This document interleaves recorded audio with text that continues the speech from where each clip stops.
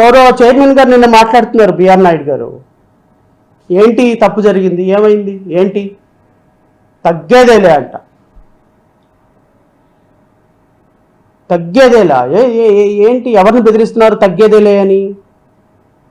అసలు ఆ పవిత్ర పుణ్యక్షేత్రంలో కూర్చుంటే అర్హత నీకుందా అసలు ఒక్క నిమిషమైనా?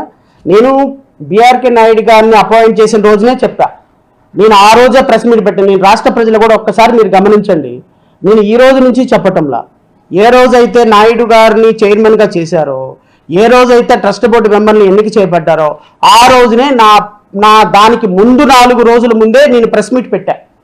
ఇదిగో ఇలాంటి మిడ్ నైట్ మసాలా నడిపేటువంటి వ్యక్తి, ఇలాంటి పరిశ్రమలు స్థాపించి బిజినెస్ మ్యాన్గా లుక్రేటివ్ మైండ్ తోటి ఉన్నటువంటి వ్యక్తి మీడియాని అడ్డం పెట్టుకొని రాష్ట్ర ప్రభుత్వాల మీద బురద జల్లి వాళ్ళని ప్రభుత్వాల్లోకి తీసుకొచ్చి తద్వారా ఇట్లాంటి పనులు చేసి చైర్మన్గా అయ్యేటువంటి వ్యక్తిని మీరు చైర్మన్గా చేస్తున్నారు. పవిత్రత దెబ్బతింటుంది. ఇది చైర్మన్గా ఉండాల్సిన క్వాలిటీస్ ఇతనికి లేవు. దయచేసి ఇతన్ని అపాయింట్ చేయొద్దు అని నేను ఈయన అపాయింట్మెంట్కి వారం రోజుల ముందు నుంచి ప్రెస్ మీట్లు పెడుతూనే ఉన్నా, రాష్ట్ర ప్రభుత్వాన్ని రిక్వెస్ట్ చేస్తూనే ఉన్నా. ఈయన మీద నాకున్నటువంటి సోర్స్ ఆఫ్ ఇన్ఫర్మేషన్ కూడా ప్రజలకు రివీల్ చేసే ప్రయత్నం చేశా. Nothing else. అపాయింట్ అయిపోయినారు, తప్పులేదు. మేమేదో విమర్శ చేస్తాం, వద్దండి ఆయన వద్దంటాం, మీరు మా మాట వినాల్సిన అవసరం లేదు, మమ్మల్ని గౌరవించాల్సిన అవసరం లేదు, వీళ్ళు చెప్పుకుంటానే ఉంటారు, ఇలా మురుగుతానే ఉంటారని అపాయింట్ చేసుకోవచ్చు, తప్పులేదు. కానీ అపాయింట్ చేసుకున్న తర్వాత ఇలాంటి దుర్మార్గాలు జరిగినప్పుడు కూడా మీరు మా మాట వినకపోతే రాష్ట్ర ప్రజలు అన్నీ గమనిస్తున్నారన్న విషయం మాత్రం గుర్తుపెట్టుకోండి. చంద్రబాబు నాయుడు గారు, మీ కూటమి ప్రభుత్వానికి పరిపాలనా అధికారం ఇచ్చింది స్పష్టమైన, సూటిగా, నిజాయితీగా, నిష్కల్మషంగా పరిపాలన చేయమని. కానీ ఇలాంటి దుర్మార్గుల్ని, దుష్టుల్ని తీసుకొచ్చి మీ మీడియాని అడ్డం పెట్టుకొని మ్యానిపులేటెడ్ రాజకీయాలు చేసే వాళ్ళని టీటీడీలో పెట్టి ఆ పవిత్రతని దూరం చేయమని కాదు అనేది నా భావన. నిన్న టీటీడీ చైర్మన్ గారు మాట్లాడుతూ నేను దీని మీద పోలీస్ రిపోర్ట్ ఇచ్చాను అన్నారు.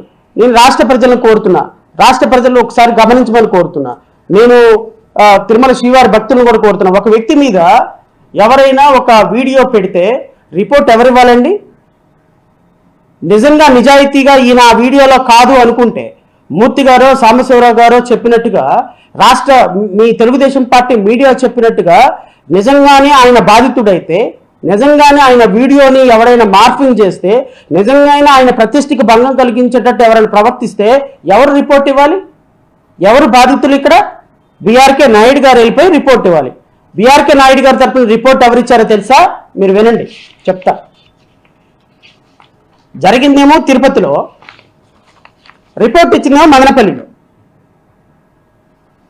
గౌరవనీయులు మహారాజశ్రీ మదనపల్లి 1వ పోలీస్ స్టేషన్ ఇన్స్పెక్టర్ వారి దివ్య సముఖముకు రాసుకున్న విన్నపము విషయం అంట. డీక్ ఫేక్ A1 వీడియోలు సృష్టించి సోషల్ మీడియాలో ప్రచారం చేస్తూ బిఆర్ నాయుడు గారి వ్యక్తిగత మరియు సంస్థ పరంగా అపకీర్తి కలిగించుటపై క్రిమినల్ కుట్రపై ఫిర్యాదు బిఎన్ఎస్ సెక్షన్ 2023. నేను జి రమేష్ బాబు, తండ్రి జీవి సుబ్బయ్య, పటేల్ రోడ్, మదనపల్లి కాపురస్తుడు. అయిన మదనపల్లి కాపురస్తుడు. నేను నా యొక్క విన్నపము, ఇటీవల కొంతమంది దురుద్దేశపూర్వకంగా ఆధునిక కృత్రిమ మేధస్సు అంటే A1 కృత్రిమ సదస్సును వినియోగించి టీటీడీ చైర్మన్ అయిన బిఆర్ నాయుడు గారి రూపం, స్వరం, వ్యక్తిత్వాన్ని అనుకరించే విధంగా నకిలీ వీడియోలు మరియు ఫోటోలు సృష్టించి సోషల్ మీడియాలో వేదికలో వైరల్ చేస్తున్నారు. ఈ కంటెంట్ పూర్తిగా అసత్యమైనది మరియు ఉద్దేశపూర్వక దుష్ప్రచారం. ఇది కేవలం టీటీడీ చైర్మన్ అయిన బిఆర్ నాయుడు గారిపై పరువు నష్టం కలిగించడమే కాకుండా కోట్లాది భక్తుల ప్రతీక అయిన తిరుమల తిరుపతి దేవస్థానం గౌరవాన్ని దెబ్బతీయడానికి కుట్ర. ఈ దుష్ప్రచారం వెనుక రాజకీయ దురుద్దేశం ఉన్నట్లు బలమైనటువంటి అనుమానాలు ఉన్నాయి. ముఖ్యంగా వైఎస్ఆర్ కాంగ్రెస్ పార్టీకి చెందిన కొంతమంది వ్యక్తులు లేదా అనుబంధ సోషల్ మీడియా వ్యవస్థలు ఈ తప్పుడు ప్రచారాన్ని సమన్వయపరుచుకున్నటకు విస్తరింపజేస్తున్నారన్న అనుమానం వ్యక్తమవుతుంది. ఈ కోణంలో సమగ్ర విచారణ జరపాలని కోరుతున్నాము. ఈ డీప్ ఫేక్ వీడియోలు మరియు ఫోటోలు సృష్టించిన వ్యక్తులు, సంస్థలు గుర్తించి అరెస్టు చేయండి. సంబంధిత సోషల్ మీడియా ఖాతాలు సోన్సో రాజకీయ సంబంధమైనటువంటి వ్యవస్థ కుట్ర ఉన్నదో లేదో సమగ్రంగా దర్యాప్తు చేయండి అని. ఈ అంశం సామాజికంగా, ఆధ్యాత్మికంగా అత్యంత సున్నితమైనది కావున దయచేసి దీన్ని అత్యవసర ప్రాధాన్యతతో పోలీసు వారు విచారణ చేయవని కోరుతున్నాడు. ఇట్లు జి రమేష్ బాబు. ఈ రిపోర్టు జి రమేష్ బాబుకి ఏం సంబంధం అండి? పోనీ వెంకటేశ్వర స్వామి ప్రతిష్టను కాపాడటానికి చేశాడా అంటే అది కూడా కాదు. ఈయన బీఆర్కే నాయుడు గారి ప్రతిష్టను కాపాడటానికి మదనపల్లిలో పోలీస్ రిపోర్ట్ ఇస్తే, మదనపల్లిలో తీసుకున్న police report section 319 sub class 1, section 335, section 353 sub class 1 of BNS and section 66C, 66D, 67 of information technology act 2000 and 2008 ప్రకారం మదనపల్లి పోలీసులు ఎఫ్ఐఆర్ నమోదు చేశారు. బాధితులు ఎవరు? రిపోర్ట్ ఇవ్వాల్సింది ఎవరు? రిపోర్ట్ ఇచ్చింది ఎవరు? నిజంగానే మీరు చేసినటువంటి ఫేక్ వీడియోలు అయితే రిపోర్ట్ ఇవ్వాల్సింది బిఆర్ నాయుడు గారు, లేకపోతే తిరుమల తిరుపతి దేవస్థానం నుంచి ఈవో ఇవ్వాలి రిపోర్టు, లేదా ట్రస్ట్ బోర్డు చైర్మన్ నుంచి ఎవరో ఒకరు ట్రస్ట్ మెంబర్ ఇవ్వాలి, అది కూడా తిరుపతిలో ఇవ్వాలి. అంటే అవి నిజమైనటువంటి వీడియోలు.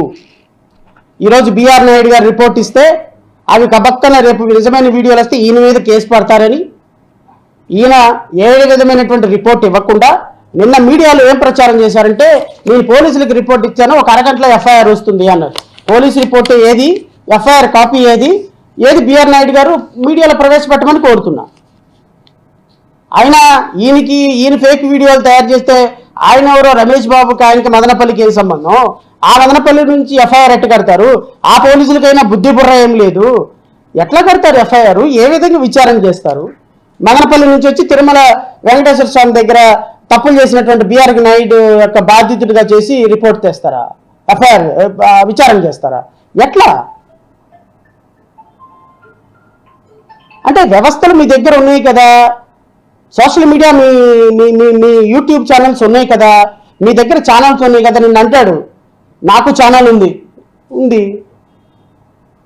ఉంటే ఇవన్నీ చేయమన్నారా? కాదండి. ఉంటే ఇలాంటి ఆరోపణలను చేయమన్నారా?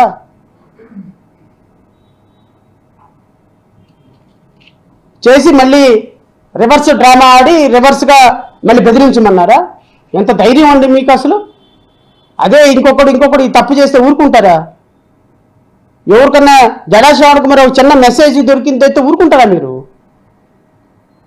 ఇన్ని తప్పులు చేసినప్పటికీ, ఇంత పెద్ద తప్పు చేసినప్పటికీ కూడా మాట్లాడటానికి ఒక మీడియా ఛానల్ లేకుండా, ప్రచారం చేయడానికి ప్రసారం చేయడానికి ఒక మీడియా ఛానల్ లేకుండా, కనీసంగా ఈయన మీద చర్యలు తీసుకుంటాము అనేటువంటి ఒక స్పష్టమైన ప్రకటన కూడా చేసే చాతకాని చావలేని సిస్టంలో మనం బతుకుతున్నందుకు సిగ్గుపడుతున్నానండి. Yes, really అన్పిటి. అతని మీద విచారణకు ఆదేశిస్తాము, అతను చేసింది రైటో కాదో తప్పు మేము తేలుస్తాము, తాత్కాలికంగా అతన్ని అక్కడి నుంచి తొలగించి దాని మీద విచారణకు ఆదేశిస్తామన్న మాట గౌరవ ముఖ్యమంత్రి గారి దగ్గర నుంచి, ఉప ముఖ్యమంత్రి గారి దగ్గర నుంచి రాకపోతే, అందుకులో పవిత్ర పుణ్యక్షేత్రంలో పనిచేసేటువంటి అధ్యక్షుడికి, టీటీడీ చైర్మన్కి ఇలాంటి పరిస్థితి ఉంటే, గత పాలక మండలిలో పిచ్చిబత్తాయి అని ఒకళ్ళు ఉన్నారు, పృథ్వీరాజ్, వెనక నుంచి వచ్చి వాటేసుకుంటారని ఒక ఆడియో కాల్ బయటకు వచ్చింది. మీరు నమ్మరండి, కరోనాలో కూడా కొన్ని వందల డిబేట్లు పెట్టి అతన్ని రాజీనామా చేయించేదాకా కూడా మీడియా ఛానల్స్ TV5 ABN వదల్లా, మహా టీవీ. ఆఖరికి మాజీ ముఖ్యమంత్రి జగన్మోహన్ రెడ్డి గారు ఇమీడియట్గా ఆయన రిజైన్ చేయించమని చెప్పేసి immediately he has taken a call. ఇప్పుడు చెప్పండి, గత ముఖ్యమంత్రి ధర్మ పరిరక్షణ కోసం పనిచేస్తున్నారా? మీరు పనిచేస్తున్నారా ధర్మ పరిరక్షణ కోసం? వెంకటేశ్వర స్వామి ప్రత్యక్షను కాపాడటానికి తప్పో రైటో?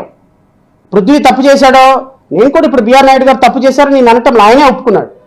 నేను ఆయన మీద తప్పు చేశాడో రైట్ చేశాడో నేనేం సైంటిఫిక్ ఫోరెన్సిక్ ల్యాబొరేటరీ కాదు, కానీ ఆయనే దీంట్లో ఒక కొత్త భాగం మాత్రమే మాడిఫికేషన్ జరిగింది, కొంత మాత్రమే ఎడిట్ జరిగింది, అయినా ఉంటే తప్పే ఉంది, మీరేంటి మాట్లాడతారా అన్నారు కాబట్టి నేను అంటున్నా. ప్రాథమికంగా ఆయన తన తప్పు ఒప్పుకున్నాడు, పక్కన పెట్టండి కొన్ని రోజులు, ఒక ఎంక్వైరీ వేయండి, అది ల్యాబ్కి పంపించండి, తేలితే ఆయన్ని రిమూవ్ చేయండి, లేదు అంటే తాత్కాలికంగా తొలపించిన తర్వాత మళ్ళీ ఆయనకి ఉన్నది మీ చేతుల్లో పనే కదా. అది కూడా చేయడానికి మీ చేతుల్లో, మీ మాటకి, మీ నాలుకలు, మీ నోట్లో నుంచి, కంఠంలో నుంచి, స్వరంలో నుంచి ఒక మాట రాకపోతుంటే ఏ విధంగా అర్థం చేసుకోవాలి? Is it called administration? ముఖ్యమంత్రి గారు ఇది సనాతన ధర్మమా? ఉప ముఖ్యమంత్రి గారు ప్రజలు అంత పిచ్చివాళ్ళు కాదండి, ప్రజలు అన్ని ఆలోచన చేస్తారు. ఈరోజు మీకేదో అవకాశం ఉంది కదా అని ప్రజలను పిచ్చివాళ్ళు చేస్తే